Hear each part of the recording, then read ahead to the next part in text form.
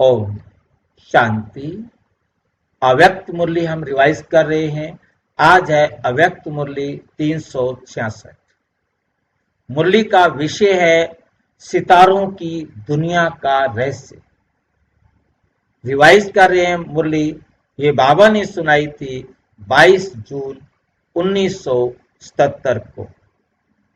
विश्व को माइट देने के निमित्त बने हुए सर्व चमकते हुए चैतन्य सितारों प्रति ज्ञान सूर्य ने महावाक्य उच्चारे। क्या कहते हैं बाबा? आज बाप दादा सर्व सितारों को चमकते हुए रूप में देख रहे हैं। चमकते सब सितारे हैं, लेकिन चमकने में भी नंबरवार है। सितारों की दुनिया अर्थात अपनी दुनिया देखी है, अपनी दुनिया देखी है। सितारों की दुनिया का गीत गाते हैं, लेकिन वे कौन से सितारों की दुनिया है जिसका गायन है? इस रहस्य को भी आप सब जानते हो। हर सितारे का अपना अपना प्रभाव है, हर आत्मा का अपना अपना प्रभाव है। सितारों के आधार पर जन्म पत्री और भविष्य भी बताते कि उनके ग्रह, उनके राशि में ये ग्रह है, ये ग्रह है, ये ग्रह। तो ये सितारों के आधार पर जन्म पत्री और भविष्य बताते हैं। चैतन्य रूप में आप ज्ञान सितारे सारे कल्प के हर आत्मा के जन्म पत्री के आधार मूर्त हो। ज्ञान सितारों के श्रेष्ठ जन्म और वर्तमान जन्म के आधार पर प्रारब्ध के जन्म अर्थात पूज्य पद के जन्म, पूज्य के आधार पर पुजारी के जन्म। समझ में आ रहा है? पहले हो गए सतयुग वाले जन्म। सतयुग वाले कौन से हैं? प्रारब्ध के आधार पर जो प्रारब्ध वर्तमान में जो आप प्रारब्ध का मेहनत कर रहे हैं, इसकी जो प्रारब्ध मिलेगी वो सतयुग में मिलेगी। वो प्रारब्ध के जन्म हो गए और उसके बाद त्रेता वाले पूज्य जन्म हो गए और फिर पूज्य के आधार पर द्वापर वाले पुजारी के जन्म हुए। ऐसे 84 जन्मों की कहानी के आधार पर अन्य धर्म आत्माओं के जन्म की पत्री का आधार है। आपकी जन्म पत्री में उन्हों की जन्म पत्री नोंदी हुई है। ये बड़ी टेढ़ी लाइन है। आपकी जन्म पत्री में धर्म पिताओं की जन्म पत्री नोंदी हुई है। इसको क्या समझेंगे हम? धर्म पिताएं आएंगे द्वापुर में, उनकी जन्म पत्री आपकी जन्म पत्री में क्यों नोंदी गई? इस पर विचार करो।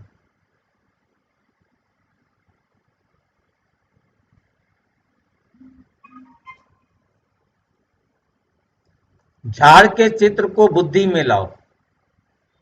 झाड़ का चित्र आपको दिखाई दे रहा है?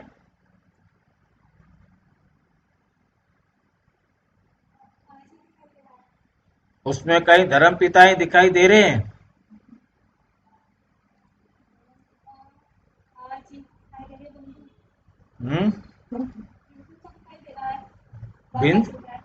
बिंदु दिखाई दे रहा है।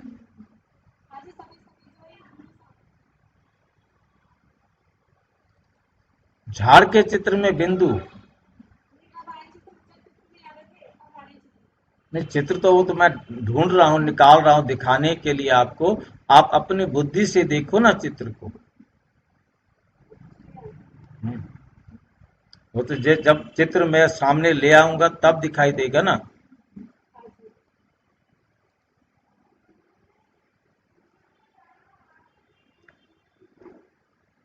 आप दिखाई दे रहा है आपको? पेड़ दिखाई दे रहा है, चित्र दिखाई दे रहा है। अर्जुन वाली बात करो ना कि आंख दिखाई दे रही है, वो आंख बताओ मुझे। पेड़ तो सबको दिखाई दे रहा है। जैसे अर्जुन को सिर्फ चिड़िया की आंख दिखाई देती थी, वैसे आप वो देख के बताओ। धर्म पिताओं के साथ अपने आप को बताओ कहां हो। आप बैठे हो नीचे जड़ के अंदर, ठीक है नहीं। अब आपका धर्म पिताओं से रिश्ता दिखाई दे रहा है कोई?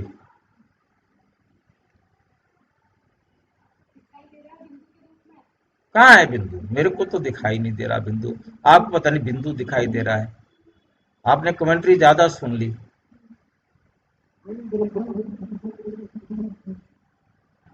किसको किसको समझ में आया? देखो, बाबा कहते बच्चे,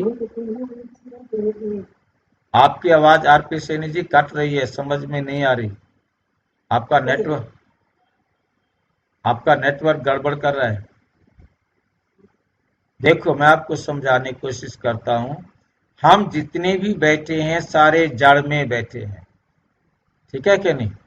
अब जड़ में बैठे हैं तो जड़ से खुराक आखिरी पत्ते तक जानी है। बाबा की मुरली याद आ रही है? जड़ से ही आखिरी खुराक आखिरी पत्ते तक जानी है। तो वो पत्ते तक जाने से पहले धर्म पिताओं तक जाएगी कि नहीं जाएगी? धर्म पिताओं के माध्यम से वो आखिरी पत्ते तक जाएगी, क्योंकि धर्म पिताएं शाखा के आरंभ में बैठे हैं। हर शाखा के आरंभ में कोई ना कोई धर्म पिता बैठा है। तो हम जब हमारे थ्रू ही इनको ज्ञान मिलना है, इनको ज्ञान कौन देगा? धर्म पिताओं को ज्ञान हम देंगे ना। ये तो बाबा से तो डायरेक्ट ज्ञान लेंगे नहीं, ये हमारे द्वारा ज्ञान लेंगे। जितना हमें पता होगा, जैसा हमें पता होगा, उसमें से ये जैसे अपना समझेंगे, ये उस ज्ञान का अपने आप रूपांतरण करेंगे और आगे देने के निमित्त बनेंगे। तो हमें बहुत क्लियर इस बात को समझ लेना है कि धर्म पिताओं की जन्म पत्री कहाँ है? हमारे उसमें नोंदी हुई है, जन्म पत्री में नोंदी हुई है। ये लाइन समझ में आई है? 84 जन्मों की कहानी के आधार पर, हमारे 84 जन्म है ना, अन्य धर्म पिताओं की जन्म की पत्री का आधार है। आपकी जन्म पत्री में उन्हों की जन्म पत्री नोंदी हुई है। आप ही उनको जन्म देने के निमित्त बनेंगे ना, तभी तो उनकी जन्म पत्री आपकी जन्म पत्री में नोंदी हुई है। वो आपकी संतान है। अब समझ में आया कि नहीं आया? क्योंकि हमारे में से ही कोई, जो बाबा के बच्चे अब ज्ञान ले रहे हैं, वो किसी ना किसी धर्म पिता तक ज्ञान पहुंचाने के निमित्त बनेंगे ना। अब ब्रह्मा बाबा तो, शिव बाबा तो आकर के डायरेक्ट उनको नहीं ढूंढेंगे ना। उनको बाबा से मिलाने के निमित्त, सभी धर्म पिताओं को मिलाने के निमित्त अभी जो बाबा से ज्ञान ले रहे हैं वही बनेंगे ना। तो जो जिस धर्म पिता को ज्ञान देने के निमित्त बनेगा, तो उसकी जन्म पत्री का उसमें हिस्सा हो गया ना, कि इस आत्मा ने इस समय ज्ञान देना है। तो आप उससे पूर्वज हुए उसके, तो उसकी जन्म पत्री आपकी जन्म पत्री से जुड़ी हुई है। क्लियर हुआ? आप हीरो और हीरोइन पार्टधारी के आधार पर सारा ड्रामा नूंदा हुआ है। जो शुरू से लेके लास्ट तक पार्ट बजाते हैं वो हीरो हीरोइन है। वो हीरो हीरोइन है जिनका शुरू से लेकर लास्ट तक पार्ट होता है। तो हमारा पार्ट शुरू से लेके लास्ट तक है, इसलिए हमारा पार्ट क्या है? शुरू से लेके आज तक हीरो हीरोइन का पार्ट। आप आत्माओं का पुजारीपन आरंभ होना और अन्य धर्म आत्माओं की स्थापना होना। आप पुजारी बनेंगे, उस समय आपके द्वारा जिनको ज्ञान मिला था वो आकर अपना धर्म की स्थापना करेंगे। छोटी छोटी बिरादरियां निकलती हैं।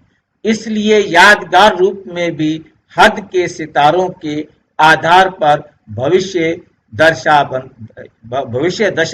नहीं है, दशा बनती है।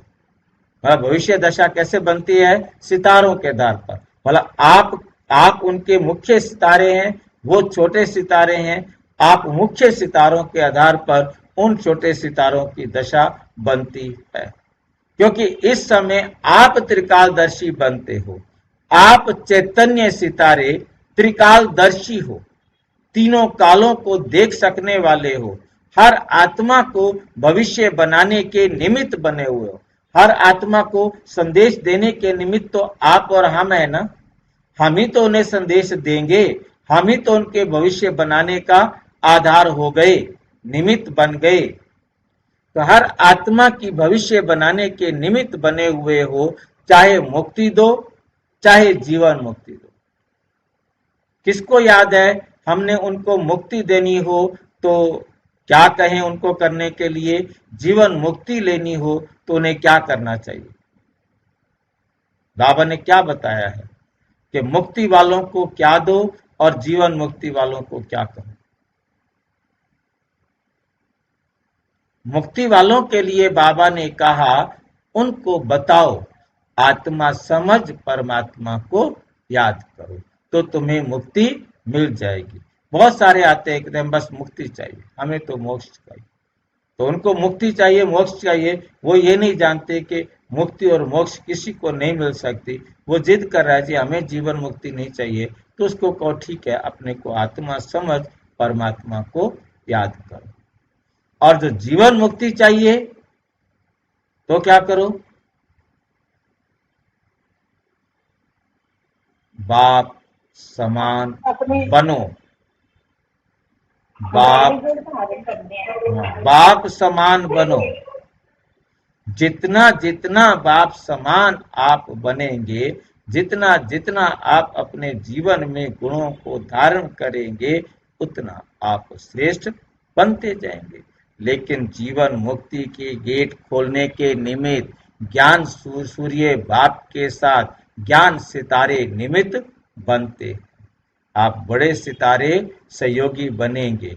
इसलिए आपकी जड़ यादगार सितारे भी भविष्य दशा बने हुए हैं, अर्थात भविष्य दर्शा दिखाने वाले, ये भविष्य दर्शा भविष्य दिखाने वाले बने हुए हैं, अर्थात भविष्य दिखाने के निमित्त बने हुए हो। अभी जड़ यादगार हद के सितारों को दिखाते हैं, अपना सितारा स्वरूप स्मृति में आता है। सितारों में भी अलग अलग स्पीड दिखाते हैं, चक्र लगाने की स्पीड कोई की तेज गति दिखाते, कोई की धीमी गति दिखाते हैं। कोई सितारे संगठित रूप में है, कोई सितारे एक दो से कुछ दूरी पर दिखाते हैं, कोई बार बार जगह बदली करते हैं, कोई पुच्छल तारे होते हैं। ये सब प्रकार की चैतन्य सितारों की स्थिति पुरुषार्थ की स्पीड अचल हलचल के रूप में, संगठित रूप में सेवाधारी व सर्व स्नेही व सहयोगी का स्वरूप, श्रेष्ठ गुणों और कर्तव्य का स्वरूप यादगार रूप में दिखाया है। सितारों का चंद्रमा के साथ संबंध दिखाया है। चंद्रमा कौन होता है? ज्ञान चंद्रमा किसको कहते हैं? ऐसे गड़बड़ नहीं करो भाई, इतनी देर में तो फेल हो जाते हैं। ज्ञान सूर्य किसको कहते हैं? ज्ञान चंद्रमा उसको कहते हैं ना जो बाबा की ज्यादा समझता है। ज्ञान सूर्य किसको कहते हैं? अच्छा ये बताओ। ज्ञान सूर्य तो बाबा परमपिता परमात्मा। हाँ, तुरंत बोलना चाहिए था, 1 सेकंड में जवाब आना चाहिए था। इतने लेट होने पर नंबर कट होते जाते हैं ना। ज्ञान सूर्य शिव बाबा और ज्ञान चंद्रमा प्रजापिता ब्रह्मा। ब्रह्मा के पास अपनी कोई चमक नहीं है, वो शिव बाबा की चमक से सूर्य की चमक से चमकता है, इसलिए उसको ज्ञान चंद्रमा कहा है।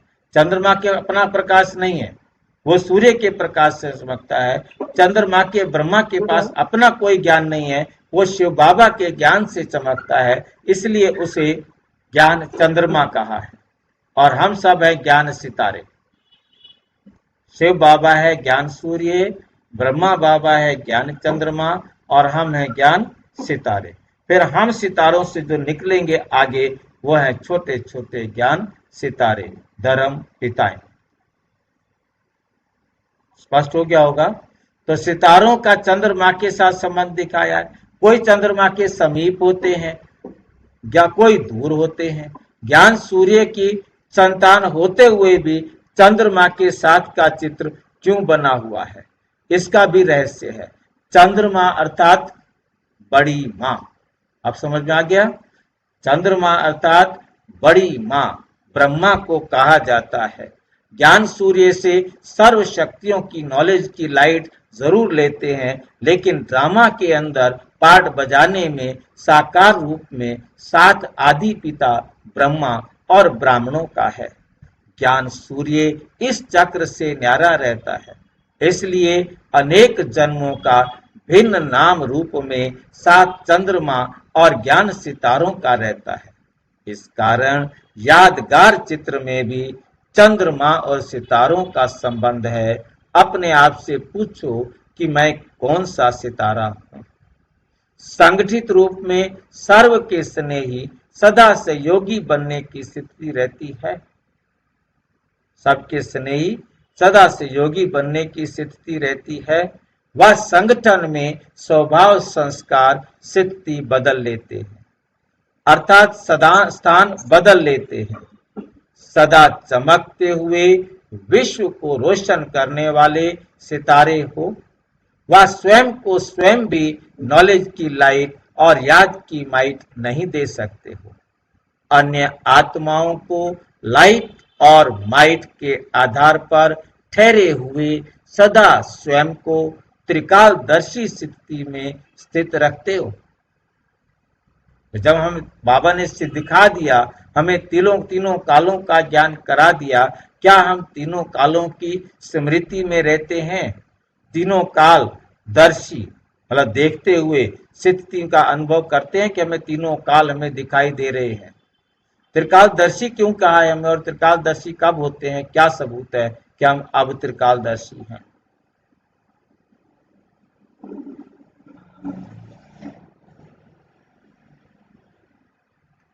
आरपी सैनी भाई जी, आपका माइक गड़बड़ हो गया। और कोई बताओ। त्रिकालदर्शी भाई जी, आपने बड़ा पीछे अच्छा एक्सप्लेन किया हुआ था कि वही कोई भी अगर संकल्प क्रम हम करते हैं ना, तो वर्तमान में जो मेरा अभी संकल्प आया वो थोड़ी देर के बाद वही पास्ट बन रहा है, और इसी एक्शन का फ्यूचर के अंदर रिएक्शन आना है, यही भविष्य में। अगर मैं ये तीनों आज वर्तमान करेक्ट करता हूँ तो मेरी थोड़ी देर में पास्ट करेक्ट है, और उसी का परिणाम एज इट इज मुझे मिलेगा बेस्ट, फ्यूचर बेस्ट मिलेगा। प्रेजेंट को मैंने बेस्ट कर दिया तो पास्ट और फ्यूचर भी बेस्ट हो जाएगा। तो जिसको ये स्मृति में रहेगा वो त्रिकालदर्शी है। वो कभी भी अपने प्रेजेंट को वेस्ट नहीं होने देगा। सदा स्वयं को त्रिकालदर्शी स्थिति में स्थित रखते हो। ऐसे अपने आप को चेक करो। सुनाया था ना कि 3 प्रकार के सितारे हैं। एक है सदा लकी सितारे, दूसरे हैं सदा सफलता के सितारे, तीसरे हैं उम्मीदवार सितारे। अंतर समझ में आ गया होगा। एक तो वो भाग्यशाली हैं जिन्होंने पाना था सो पा लिया। दूसरे हैं सफलता के सितारे, अपने अंदर सफलता प्राप्त कर रहे हैं। और तीसरे हैं उम्मीदवार समझते हैं, इलेक्शन में खड़े होते हैं, पता नहीं जीतेगा कौन। उम्मीदवार 10 होते हैं, परंतु उनमें से विजयी तो कोई एक ही होगा ना। तो उम्मीदवार तीसरे कैटेगरी में आ गए। अपने से पूछो, तीनों में से मैं कौन सा हूं? मैं लकी सितारा हूं, मैंने पाना था सो पा लिया, या मैं अभी पा रहा हूं, या उम्मीद करता हूं कि मैं पा लूंगा। अपने आप को जानते हो ना, अपने आप को, ठीक बात है, अपने आप को जानते हो ना, मैं कौन हूं? पहली हल कर ली है ना, पहली वो एम आई। स्वयं ही स्वयं को जज करो। समझा? अच्छा, आज मुरली चलाने नहीं आए हैं, अब इतना तो सिर खा लिया बाबा ने। उसके बाद क्या कह रहे हैं? मैं मुरली चलाने नहीं आया हूं, तो क्या करने आए थे? मिलने के लिए आए हैं। इतना टफ बाबा का मिलना होता है, मुरली क्या होती होगी ये सोच लेना। ये मिलन ही कल्प कल्प की नींद है। पैदा करते मुरली सुनाता है, अब मुरली सुना रहा है, कहता है मैं मिल रहा हूं। पढ़ाई पढ़ा रहा है इतनी टफ, और इस मिलन की यादगार जगह जगह पर अनेक रूपों से मेला मनाते हैं। इसका यादगार क्या होता है? मेले मनाते हैं अलग अलग जगहों पर, पार्टियों से। सदा स्वयं को हर कर्म करते हुए तन के भी, धन के भी, प्रवृत्ति के भी ट्रस्टी समझकर चलते हो। तन के ट्रस्टी, मन के ट्रस्टी, धन के ट्रस्टी और परिवार के भी ट्रस्टी। ट्रस्टी की विशेषता क्या होती है? एक शब्द में कहें, ट्रस्टी अर्थात नष्टो मोहा। मोह हमेशा मेरे से होता है। जिसको मेरा कहेंगे, जिसको मेरा कहेंगे उसमें मोह होगा। और ट्रस्टी का अपना कुछ नहीं होता, इसलिए उसे कोई मोह नहीं होता। जैसे बैंक का क्लर्क सारा दिन करोड़ रुपया गिनता, इधर उधर लेता देता, परंतु उसे उन नोटों से कोई अटैचमेंट नहीं होता। ट्रस्टी का किसी में मोह नहीं होता। क्यों? क्योंकि मेरापन नहीं है, क्योंकि उसे मालूम है ये मेरे नहीं है। मैंने इनका हिसाब किताब रखना है, लेन देन करना है, इसके उसको उसके उसको, परंतु मेरे नहीं है। मैंने हिसाब एक्यूरेट रखना है। मेरे में मोह जाता है। जो भी प्रवृत्ति के अर्थ साधन मिले हुए हैं वह सेवा के अर्थ संबंध होते हैं, उसमें मेरापन नहीं, लेकिन बाप दादा को दिया हुआ अमानत समझकर सेवा करेंगे, वह साधनों को कार्य में लगाएंगे तो सहज ही ट्रस्टी बन जाएंगे।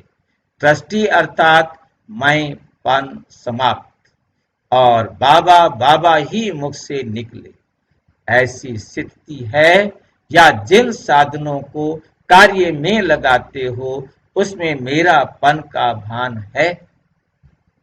मेरापन है तो देह भान आता है। अगर तन के भी ट्रस्टी हैं तो देह का भान हो नहीं सकता। जब से जन्म हुआ तो पहला वायदा क्या किया?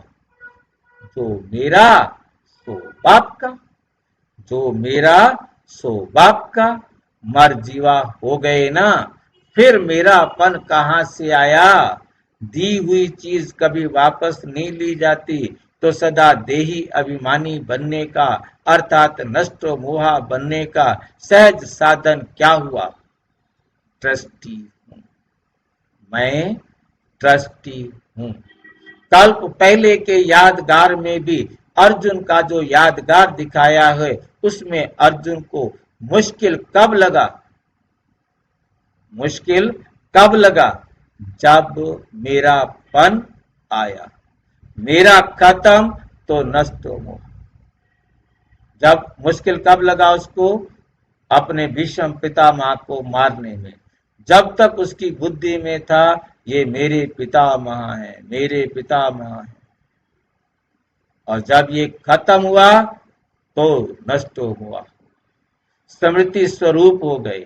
ये मेरा पति है, मेरी पत्नी है, मेरा घर, मेरे बच्चे, मेरी दुकान, मेरा दफ्तर, ये मेरा मेरी सहज को मुश्किल कर देता है। सहज मार्ग का साधन है नष्टो मोहा अर्थात ट्रस्टी। इस स्मृति से स्वयं और सर्व को सहज योगी बनाओ। समझा? व्यर्थ समाप्त हो, समर्थ बनने की सहज युक्ति बताते हुए बाप दादा बोले। व्यर्थ समाप्त हो और समर्थ बनने की सहज युक्ति बाप दादा बताते हुए बाप दादा बोले। क्या कहते हैं? वैरायटी स्थानों से आते हुए इस समय सब मधुबन निवासी हो, चाहे कोई कहां से भी आया है, किसी भी कोने से आया है, भारत के, विश्व के कहीं से भी आया है, परंतु इस समय सारे कौन है? मधुबन निवासी। इस समय अपने को गुजराती, पंजाबी, यूपी निवासी तो नहीं समझते हो ना। सदैव अपने को परम धाम निवासी व पाठ बजाने लिए मधुबन निवासी समझो। वैसे परमानेंट हम परम धाम निवासी हैं, पाठ बजाने के लिए हम मधुबन निवासी हैं। मधुबन निवासी समझने से नशा व खुशी रहती है। मधुबन में कितनी भी तकलीफ हो फिर भी ये यहाँ रहना पसंद करते। मधुबन में कितनी भी दिक्कत में रहना पड़े, परंतु मधुबन में रहना पसंद करते हैं।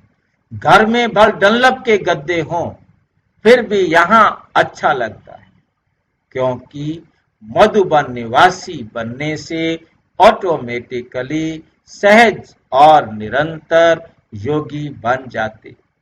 मधुबन की महिमा भी है, मधुबन और मधुबन की मुरली मशहूर है, इसलिए मधुबन में आना सब पसंद करते हैं।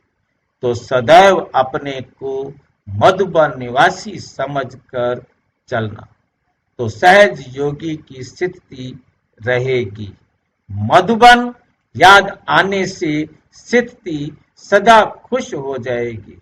मधुबन याद आया तो व्यर्थ संकल्प समाप्त हो। समर्थ संकल्प का अनुभव याद आने से समर्थ हो जाएंगे। घर नहीं जाते हो, सेवा स्थान पर जाते हो, घर में जाकर फिर भी अगर पढ़ाई और बाप को साथी बनाने वाला सदा नशे और खुशी में अटल रहेगा। सदा बाप और सेवा इसी स्मृति में रहो तो समर्थ रहेंगे, स्थिति सदा अटल रहेगी। अच्छा, जब किसी भी प्रकार का पेपर आता है तो घबराओ नहीं, क्वेश्चन मार्क में नहीं आओ। क्वेश्चन मार्क में नहीं आओ कि ये क्यों आया, इस सोचने में टाइम वेस्ट मत करो।